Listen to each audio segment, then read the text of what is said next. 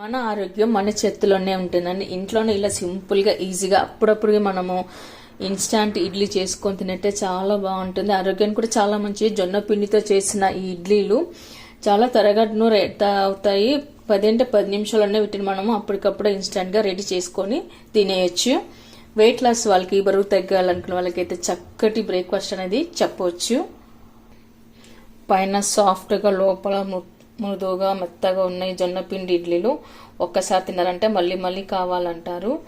మరైతే నేను ఇందులోకి ఏమేమి వేసాను, ఎలా చేశాను అనేది వీడియోని ఎక్కడ స్కిప్ చేయకుండా చివరి వరకు అయితే చూడండి.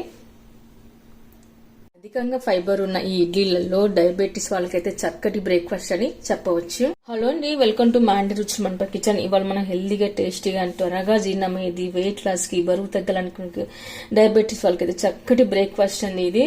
ఇక్కడ నేను 1 కప్పు వరకు అయితే జొన్న పిండి తీసుకున్నాను. ఇప్పుడు మనం ఇట్లా ఒక బౌల్ తీసుకొని అందులోకి అయితే జొన్న పిండిని వేసుకొని పెట్టుకోవాలి. మనం ఇక్కడ ఏ కప్పుతో అయితే జొన్న పిండి తీసుకున్నామో అదే కప్పుతో 1 కప్ వరకు కరెక్ట్గా ఇక్కడ ఇడ్లీ రవ్వ తీసుకోవాలి.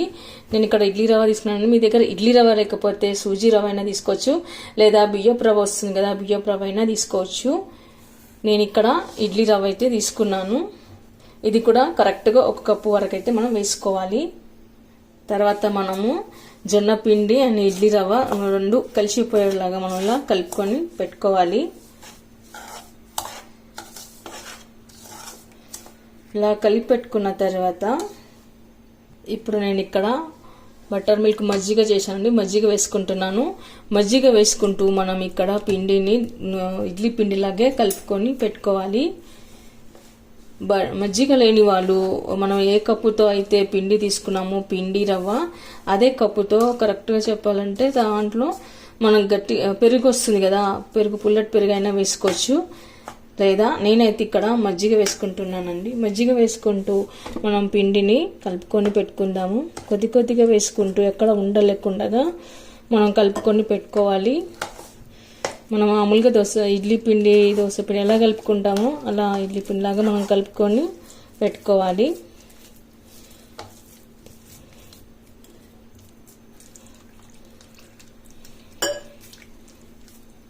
చూడండి, మనము పిండి కలిపి పెట్టుకున్న తర్వాత కన్సిస్టెంట్ అనేది ఈ విధంగా అయితే ఉండాలి. తర్వాత ఇప్పుడు మనము పిండిని 20 నిమిషాల నుంచి 30 నిమిషాల వరకు అయితే మనము మూసి పెట్టుకోవాలంటే సుమారుగా ఒక హాఫ్ అన్ అవర్, అర్ధగంట నానిపోతే సరిపోతుంది. అప్పుడే పిండి రవ్వ కరెక్ట్గా నానిపోయి మనకి ఇడ్లీలు అనేది సాఫ్ట్గా మృదుగా వస్తాయి. మనం చట్నీ చేసుకుందాము. మనం చట్నీ కోసం ఒక మిక్సీ జార్ తీసుకొని అందులోకి వేయించి పొట్టి తీసిన పల్లీలు 1 కప్పు వరకు వేసుకోవాలి. ఆ తర్వాత ఎండు కొబ్బరి, మీ దగ్గర ఎండు కొబ్బరి లేకపోతే పచ్చి కొబ్బరి అయినా వేసుకోవచ్చు. తర్వాత ఇక్కడ కొద్దిగా పుట్నాల పప్పును కూడా తీసుకున్నాను. ఇప్పుడు మనం వీటిని ఫైన్గా మిక్సీ పట్టి పౌడర్లా చేసుకొని పెట్టుకోవాలి. ఇలా అంతా చేసి పెట్టుకున్న తర్వాత మనము వేయించి పెట్టుకున్న పచ్చిమిర్చి, చింతపండు, వెల్లిపాయలు, జీలకర్ర ఇవన్నీ వేసుకొని, కరివేపాకు ఇవన్నీ వేసుకొని మనం మిక్సీ పట్టుకోవాలి. ఇప్పుడు మనం ఇందులోకి రుచికి సరిపడా ఉప్పు వేసుకోవాలి.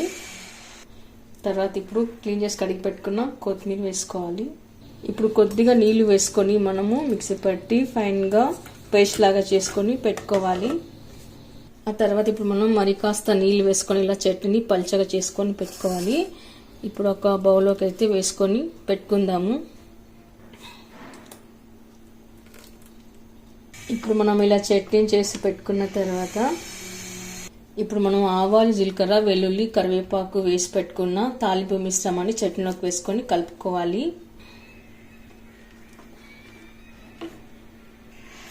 ఓకే అండి, చట్నీ అయితే రెడీ అయిపోయింది అండి. మనం ప్రిపేర్ చేసి పెట్టుకున్న ఈ చట్నీ ఒక ఇడ్లీలోకే కాకుండా పూరి, దోశ, పొంగల్, కిచిడిలోకి కూడా బాగుంటుంది. ఉప్మాలోకి కూడా సూపర్ కాంబినేషన్ అయితే చాలా బాగుంటుంది.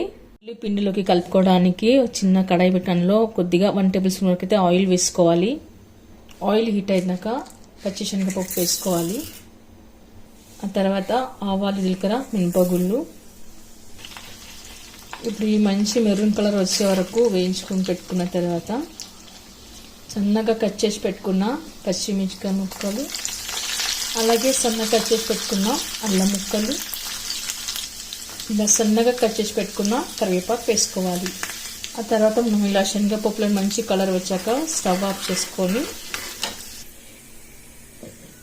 హాఫ్ అన్ అవర్ తర్వాత పిండిని తీసుకొని ఇలా కలిపి పెట్టుకొని చూడాలి. సరిగ్గా బాగా నానిపోయిందో చూసుకోవాలి. ఆ తర్వాత మనం ఇందాక తాలింపు వేసి పెట్టుకున్నాం కదా, ఈ మిశ్రమాన్ని కూడా తాలింపుని కూడా పిండిలోకి వేసుకొని కలుపుకొని పెట్టుకోవాలి. ఇలా చేయడం వలన మనకి ఇడ్లీలు మంచి టేస్ట్ వస్తాయండి. చిన్నపిల్లలైతే చాలా ఇష్టంగా తింటారు. చిన్నపిల్లలైనా పెద్దలైనా ఎవరైనా సరే చాలా రుచిగా అయితే ఉంటుంది. ఎవరైనా సరే ఇష్టంగా అయితే తింటారు. ఇప్పుడు తర్వాత ఈ పిండిలోకి మనం రుచికి సరిపడా ఉప్పు వేసుకోవాలి. ఆ తర్వాత సగం టీ స్పూను వంట సోడా వేసుకోవాలి. బేకింగ్ సోడా వస్తుంది కదా, అలా వంట సోడా వేసుకోవాలి. మీ దగ్గర వంట సోడా లేకపోతే ఈనో పౌడర్ వస్తుంది కదండి, ఈనో పౌడర్ అయినా వేసుకోవచ్చు. ఇలా వంట సోడా వేసి వెంటనే మనం ఇలా బాగా కలుపుకొని పెట్టుకోవాలి. చూడండి, మనకి పిండి కన్సిస్టెంట్ అనేది మరీ పల్చగా కాకుండా మరీ చిక్కగా కాకుండా ఇలా వస్తే సరిపోతుంది. ఆ తర్వాత మనం ఇలా ఒక ఇడ్లీ ప్లేట్ తీసుకొని అందులోకి కొద్దిగా ఆయిల్ అయితే వేసుకోవాలండి. కొద్దిగా ఆయిల్ వేసుకొని మనం ఇదంతా స్ప్రెడ్ చేసుకొని పెట్టుకోవాలి. అంటే ఇడ్లీలు మనం వేస్తాం కదా, ప్లేట్కి అంటుకోకుండా నీట్గా క్లీన్గా వస్తాయన్నమాట. మనం ఇలా ఆయిల్ వేసుకోవడం వలన. ఇలా ఆయిల్ వేసి పెట్టుకున్న తర్వాత మనం ఇప్పుడు ఇడ్లీలను వేసుకోవాలి. మిగతా ప్లేట్లు కూడా ఇడ్లీ మనం ఇలానే వేసుకొని పెట్టుకుందాము.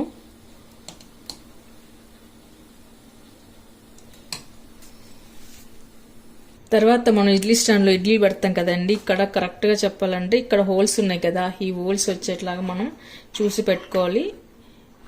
ఇలా పెట్టుకోవాలి. అప్పుడే మనకి ఇడ్లీలు పర్ఫెక్ట్గా అయితే ఉడికిపోతాయి. చాలా మందికి ఇక్కడే డౌట్ అన్నమాట. ఇలా ఇక్కడ ఇడ్లీ ఉంది కదా, ఇక్కడ ఇడ్లీ పైన ఇలా హోల్స్ రావాలన్నమాట. అలా అయితేనే మనకి ఇడ్లీలు పర్ఫెక్ట్గా మంచిగా ఉడుకుతాయి. నేను ఇక్కడ ఇడ్లీ కుక్కర్ పెట్టేశానండి. వాటర్ ఆవిరి వచ్చే వరకు పెట్టుకున్నాను. అంటే వాటర్ బాగా బాయిల్ అయ్యే వరకు అయితే పెట్టుకున్నాను.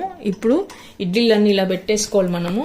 దీన్ని మనం ఒక 10 నుంచి 12 నిమిషాల వరకు ఇడ్లీలు పెట్టుకోవాలి. ఇలా ఇడ్లీ కుక్కర్ మూత పెట్టేసుకొని మనం 10 నుంచి 12 నిమిషాల వరకు ఉడికించుకోవాలి. ఓకే అండి, 10 నుంచి 12 నిమిషాల తర్వాత ఇడ్లీ అయితే నాకు ఇక్కడ ఉడికిపోయాయి. ఇప్పుడు కాస్త తేమగా ఉంటాయి కాబట్టి మనం ఒక 5 నిమిషాల పాటు ఇలానే వదలాలి. తర్వాత ఇడ్లీ చల్లగా అయిన తర్వాత మనం తీసి సర్వింగ్ ప్లేట్లోకి తీసుకుందాము. చూడండి, ఇక్కడ మనకి ఇలా వెడల్పాటి స్పూన్ ఉంటుంది కదా, స్పూన్తోనైతే ఇలా నిదానంగా ఇడ్లీలు అయితే తీసి పెట్టుకోవాలి. నేనైతే ఇక్కడ తీసి పెట్టుకున్నాను. ఏమాత్రం ఇక్కడ మనకు ప్లేట్ కూడా పిండి ఎక్కువగా అంటుకోదు. చూడండి, ఇట్లా ఇడ్లీలు అయితే మనకు సాఫ్ట్గా మృదుగా చాలా చక్కగా అయితే వస్తాయి. ఇప్పుడు మిగతాయి కూడా అలానే తీసుకొని పెట్టుకుందాము. మన ఆరోగ్యం మన చేతుల్లోనే. చూసారు కదండి, కమ్మనైన మృదువైన జొన్నపిండి ఇడ్లీలు మనం మార్నింగ్ బ్రేక్ఫాస్ట్లోకి చేసుకోవచ్చు, నైట్ డిన్నర్లోకి కూడా చేసుకోవచ్చు. బరువు తగ్గాలనుకున్న వాళ్ళకు బెస్ట్ ఫుడ్ అని చెప్పొచ్చండి.